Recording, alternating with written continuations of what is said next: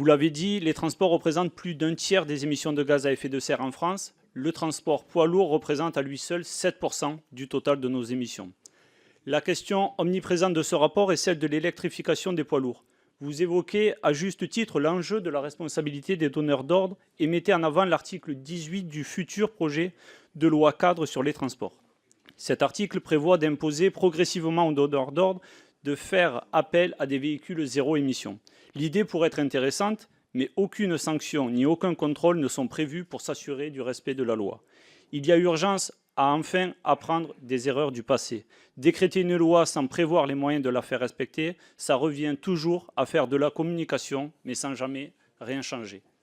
Sur vos 21 recommandations, pas moins de 9 constituent de nouvelles aides aux entreprises pour favoriser l'utilisation des poids lourds électriques. Vous proposez par exemple une augmentation des aides à l'acquisition et à la location, une réduction des péages et une revalorisation de la bonification du rétrofit. J'y vois là une très bonne nouvelle.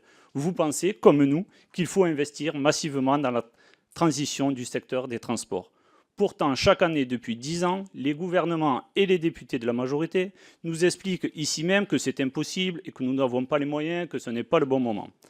Alors, maintenant que nous sommes d'accord sur ce postulat, accordons-nous sur la conclusion qu'il faut en tirer. Cet argent, c'est dans le développement du fret ferroviaire qu'il faut l'investir.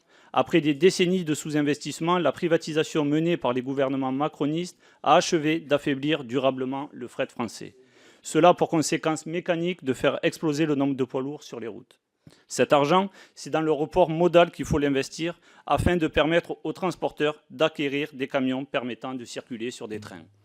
Nous le savons, un train de marchandises transporte une charge équivalente à 40 poids lourds, tout en émettant 9 fois moins de CO2 et en consommant 6 fois moins d'énergie.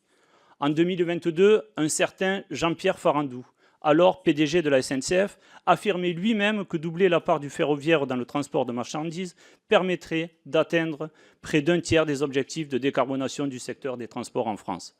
Le rapport de Secafi d'octobre 2024 souligne que les investissements dans le fret permettent aussi de limiter les maladies respiratoires, la congestion routière et l'usure des routes. Alors, messieurs les rapporteurs, ne pensez-vous pas que la solution la plus efficace pour décarboner les poids lourds serait encore de limiter la part des trajets qu'ils effectuent? Cela suppose donc d'offrir des alternatives moins polluantes et donc le développement d'un service public du fret ferroviaire.